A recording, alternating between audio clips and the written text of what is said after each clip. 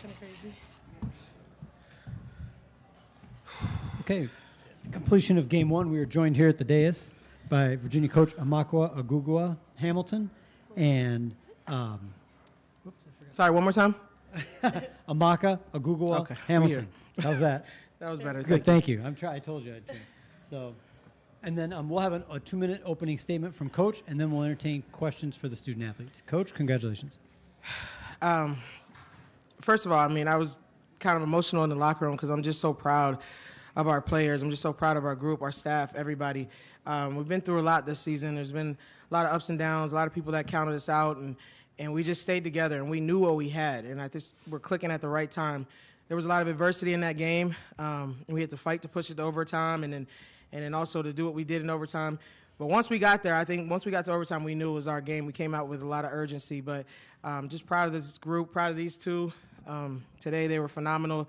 And then also, you know, Georgia played a great game. I have a lot of respect for Coach Abe, a very good friend of mine, and we're a well-coached team.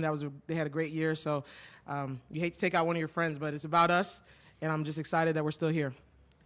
Now we'll entertain questions for student athletes Samaya Smith and Kamora Johnson. We ask that you please raise your hand. We can get a microphone to you.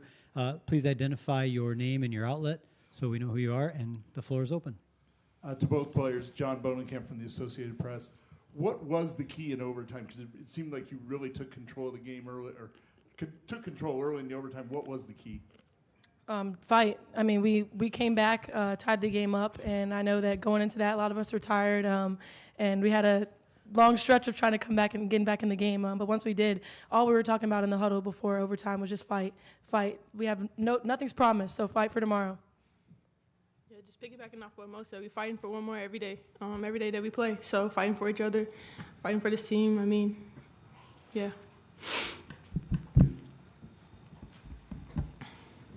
Angie Holmes with the 9 Sports.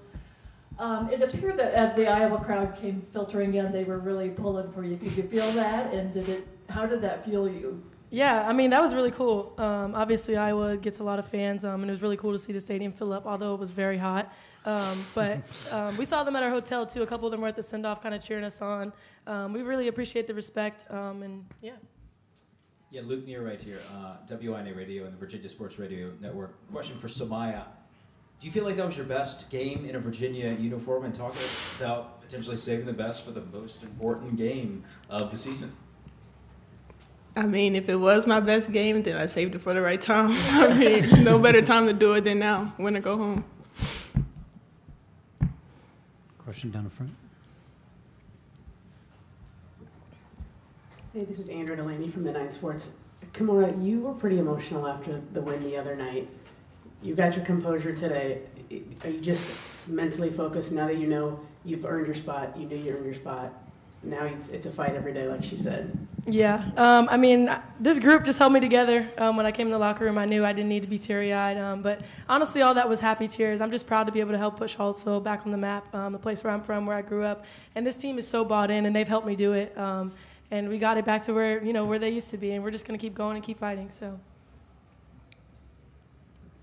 Question for Samaya. You went scoreless second half, and then you got 5 big points in overtime. What kind of got you going there in the overtime? I didn't want to lose. This team's not done yet. Just like Mo said, we're fighting for one more game. So, I mean, I'm doing whatever I have to do to help my team win. Okay, we have a Zoom question for Sophie Kepler. Sophie, if you could open up and ask your question. Hi, Sophie Kepler with the Cavalier Daily. Question for Kamora. Can you just touch on how you were able to produce so consistently, even through the double and triple teams? This team, I mean, they had my back. They were getting open when I was getting double and triple teamed.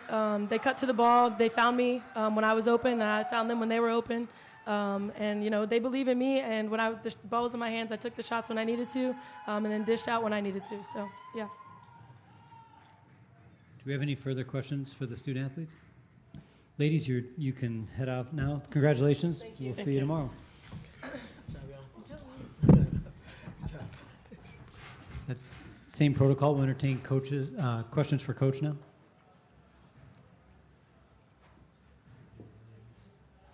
Yeah, Coach, can you just talk about the tactics in the second half of how you deployed that man-to-man defense, and it really stifled them, especially in the home stretch of the fourth quarter. Just talk about that decision to mix the defense up on them. Yeah, I mean, we've been playing quite a bit of zone lately, and it's been helping us, but they were doing a great job of getting in places in the zone where it's hard to guard, and they were isolating our bigs a little bit in the corners, and we were slow to get to, out there, and they were shooting shots, and we were fouling them and things like that. So it helped us early. I thought we had some good rotations, but then once they started picking apart, we had to go to man-to-man defense. So, and just had high urgency. But we always prepare. Like, we prepare for both, So as soon as we went to a man-to-man, our players knew exactly what we're going to do. Because if the zone's not working, if people are shooting you out of the zone, you got to be able to make an adjustment. And also in the three-point shooting, not only Mo, but what Romy's been giving you recently, seems like she's gone to another level of confidence in the last month. Have you witnessed that? Yeah, Romy's like an X factor for us. I mean, she can do so much on the court. She's 6'3". She's a guard. She plays the top of that zone, so she's like disruptive up there. But she can rebound. She can shoot. She's kind of like a Swiss Army knife. So when she's playing confident and urgent like she is, it helps our team. She's now, in her last season of eligibility, and she doesn't want it to be over. And so sometimes when you get seniors that are playing with that kind of urgency, it can be scary for the other team. I asked you a couple days ago about having maybe a sense of freedom after getting that first game under your belt, that first win back on Thursday. Did you witness that out on the floor today? Not quite the physical defensive grind that Thursday was, but it seemed like the team was just playing really free on offense and, shooting without a divided mind. Did you witness that today? I mean, yeah. Georgia's a great defensive team, so I do think it was pretty physical. I mean, both games we played were physical, which we expected. But yeah, there's something to say about getting a game under your belt. I think our players, and I talked to them about that. I was like, when we played against Arizona State, we didn't shoot the ball well. They took us out of a lot of our actions. And we had some nerves, just anxious energy. But then you get a game under your belt, you relax a little bit, you understand that we belong here, and then we just played a little bit more free, like you said. But that was the message to our team. What I wrote on the board was Carpe Diem, seize the day. Let's just stay present, let's enjoy this, but we're going to continue to fight for one more day with this group. One more game, one more day, one at a time. Before we get to John, Sophie, did you want to open up your Zoom if you still have a question?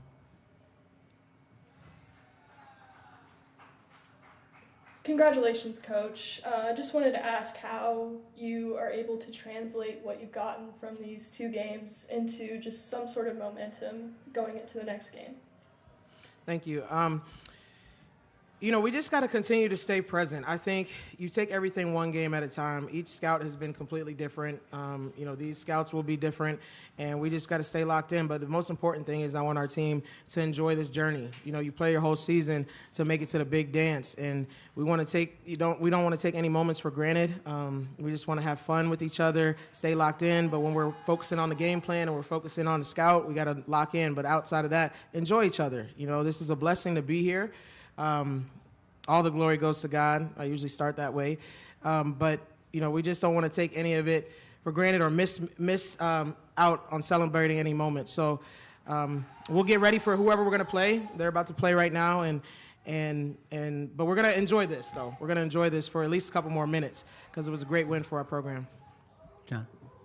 Samaya opened the game she made her first 8 shots. What got her going in the first half? Samaya, Samaya's a winner, and she didn't like her performance the first game against Arizona State. And actually, I talked to her at pregame meal and was like, you ready? You ready to bounce back? You ready? And she just was like, I got you. Can I count on you? I got you. And it was different. She had a different look in her eyes, and she was ready to get back on the court. She didn't want Arizona State to be the last time she stepped on the court and didn't perform up to her potential. So I knew when she said that and she looked in my eyes, she was like, no, I'm ready. I got you. It was going to be a different Samaya out there. And from the jump, she was ready. She was ready. Those were big shots. They were playing off of her. She was able to help us play one-on-one inside because they were playing off both our bigs. She started hitting 15-footers. And then now you got to come out and play her. And she made some good decisions as well, had some big rebounds. So just really proud of her. She's her story of resilience, I'd be remiss if I didn't bring that up, is just one that really touches your heart. I mean, she's been here since May, and right when she got here in May, she had a knee surgery, tried to fight back from that, and then had another one right before the season and missed the first 8 or 9 games or so. and then she was playing great, kind of like this, for about 3 games, and then her mother passed away, and that derailed her, obviously. You can understand that. And then, when she started trying to get back from that, then her grandfather passed away, and it's just been a lot for her. Every time she turns around, something's happening. So I'm just super proud of her. There was times where she was like, I don't even know if I can do this anymore. She's just fighting for her team, fighting for this coaching staff, fighting for this university. She came here for a reason, help us get back to the tournament. I couldn't be more proud of her, and I just want her to stay present. That's what I told her. Don't get too hard on yourself. You've been through a lot, and we're all proud of you. Any further questions for Coach? Okay, Coach, congratulations, and thank you. Thank you.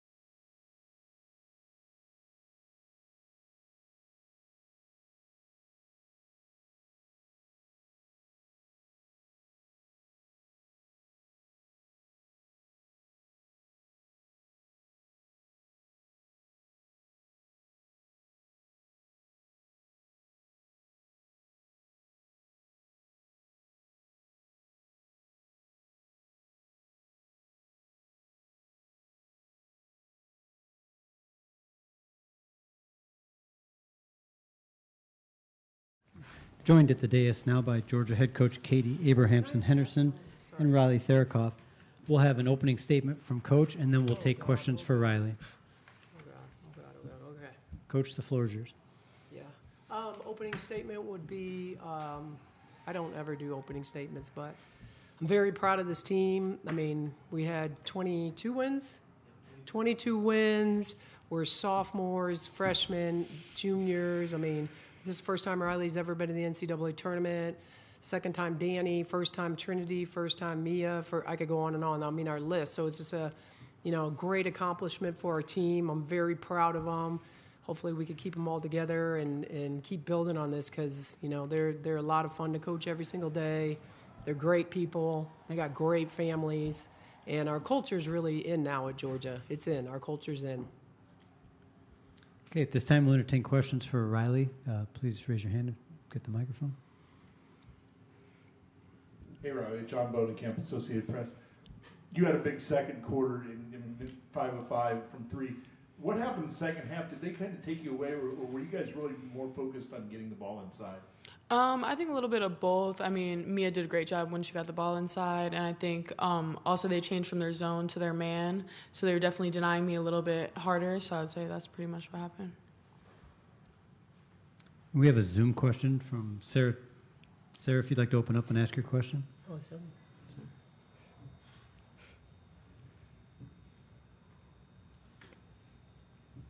Red Mamba, tell me a little bit about how you kind of earned that nickname. It seemed like you certainly were a Red Mamba out there today, despite the result. Thank you. It kind of came from a long time ago in high school. I used to play in the city with my AAU team for Exodus. I used to play at Rucker Park and all the parks out there, and it kind of just became a name from, I think, one of my assistant coaches at the time, and yeah, it just kind of stuck. And then I have one more if I can Sure. Go ahead, Sam.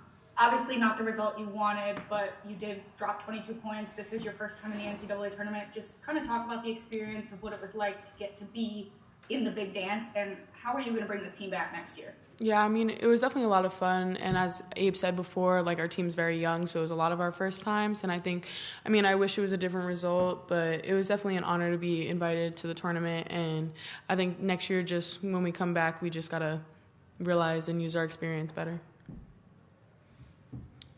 John, go ahead. Riley, you guys only had 2 points in overtime. What was it still the defense that they were playing, or do you think you got good shots, they just didn't fall? I think a little bit of both. I think we got our shots up, and they just were going in and out, or however they were going. But yeah, I think that was really good. But their defense was pretty good also. Okay. Any further questions for Riley? Okay, one more. Oh, for Riley? Yeah, for Riley. Okay, Riley, thank you so much. Congratulations on a great season. Thank you. Good job, Riley. Yeah, you can go. You can Okay. go. Thank you. And now we'll entertain questions for Coach. Angie Holmes with the 9 Sports. Coach Mox at Virginia has mentioned several times that the two of you are friends. What's that like playing against a friend? And, you know, it's not what you wanted, but how do you feel for her? No, I'm excited for her. I would prefer not to play my friends. You know what I mean? And she probably wouldn't want to play us, and I don't really want to play them. I'm very close with her whole staff. I was in her wedding, so, you know, that's how these storylines go. So, and obviously Carla Williams I actually played the AD at Virginia. She was my teammate when I played at Georgia. So, you know, it's tough because they want so much success for us, and I want so much success for them. And so it's just a tough situation, but you just gotta let it go and play the game. John? How much did when they changed defense in the second half, how much did that affect you? But did you still think it seemed like you were still able to get some good shots? Well, I think we were up by 8 and they hit 2 threes. That was big. They cut it to 2 points. I called the timeout. I had to use some of my timeouts too soon, too quick. I didn't, you know, and so I didn't really kind of have them. And then Mia went out, and then, you know, now they're really pressuring us on the perimeter because Mia's out. You know what I mean? And that's what Riley said. They want man, and they, you know, are trying to deny Danny and trying to deny Riley the ball, kind of what we did with Kimura. So I think that was big, Mia going out and not being able to get her the ball. And, you know, she was a bucket tonight, you know, and so her going out really hurt us because they could really extend on the perimeter. You talk about Mia. She did get knocked down quite a bit. I mean, she was in a lot of pain, it seemed like, in overtime. How tough is she to still have the night she was able to get? That's her night every night. It's not just here. It's in the SEC every night. She's, to me, I always refer to her as Shaq. You don't know when to call the foul because she's just getting banged and hit and banged and hit and banged and hit. And they did a good job today at calling those. Sarah, if you want to open up and ask your question. Yeah, Coach. Savannah had a career-high 11 points today. After everything she has been through, we've talked about it multiple times, the 3 knee injuries. How does it feel, both as a coach and a mom, to see her go out there and perform the way she did on such a big stage? Yeah, I mean, as a coach, like, so happy for her because I don't think there's anybody that worked as hard as her, meaning not on the floor, but off the floor, meaning the mental aspect, the in the weight room aspect, the, you know, grind of every single day of coming back after 3 knee surgeries. I laugh and say I wouldn't do it. There's no way, you know, but she takes care of her body. She eats right. She sleeps right. She prays a lot. She's a devout Christian. We have a great sports performance, I don't know, how do you call it, sports performance group at Georgia that has really helped us out. Brad has been amazing for Savannah. So as a coach, it's great. As a mom, it's just like, you know, amazing. That's the Savannah I know. That's the Savannah I've watched in her whole life grow up. It just, you know, it takes some time. That takes a toll on you mentally too and physically. And, you know, as a mom, I'm super proud of her. And then, obviously, we talked about Mia going down. Is she doing okay? What was kind of her injury? Yeah, I think it's just the whole year just getting beat up and slammed and beat up. And it's just, it doesn't end for her. And she really wanted to work. I mean, she did a great job. She had 27 points. I mean, 29, 10, 11, 12, 13, 14, 15, 16, 27, 28, 29, 30, 31, 32, 33, 34. She could have had 34 points if she would have made some of those free throws. So obviously it really hurt us in the overtime not having her out there. Yeah, and then my last question for you is just everybody, 3 of the people in the starting 5 were sophomores, obviously. How does that excite you for next year? You get to come back with this same squad. How are you going to kind of use that to your advantage and get back to where you are today? Yeah, and our freshmen, I mean, Zen Kraft didn't even play today, and neither did Aubrey Beckham, and they got the opportunity to come here and see it. Obviously, Jocelyn played a little bit, but they're freshmen. I mean, and that's where Trinity and Mia were last year as freshmen. I mean, they got to experience a lot playing time, right? And Zen Kraft experienced a lot of playing time this year until she got hurt, and so did Beck. Beck played a little bit and got hurt again. So it's just like, you know, you just got to fight through injuries at this level, you know. And obviously, Danny's a sophomore, Trinity's a sophomore, Mia's a sophomore. I mean, you know, we gotta. I just talked to him about that, like staying together. This is a good thing, you know. And it's just this transfer portal gets a little crazy sometimes. But I talked to him about how we love them. Our administration loves them. They're loving them up. Our administration and. You know, we're going to do everything we can do to fight for him. Anything further for Coach? Coach, thank you so much. Congratulations on a great season. Thank you. Go Dogs.